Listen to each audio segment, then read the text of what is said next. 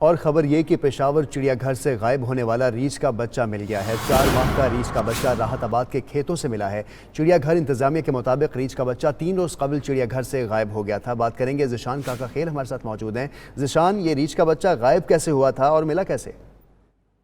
دیکھیں، ایسا ہے کہ تقریباً 5 دن قبل ریچھ کے بچے کو دیر بالا میں ایک شخص نے پالا تھا غیر قانونی طور پر، جس سے جو ہے وائلڈ لائف نے ریکور کر کے پشاور چڑیا گھر اس کو لایا گیا تھا۔ لیکن 3 دن قبل جو ہے یہ ریچھ کا بچہ بھاگ گیا تھا رات کے وقت، اور اس کے بعد جو ہے محکمہ وائلڈ لائف اور زو کے حکام جو ہے اس کو ڈھونڈتے رہے۔ 72 گھنٹے مسلسل ڈھونڈنے کے بعد پشاور کا علاقہ راحت آباد سے یہ ریچھ کا بچہ جو ہے ملا ہے۔ کافی خوف و ہراس تھا پورے علاقے میں۔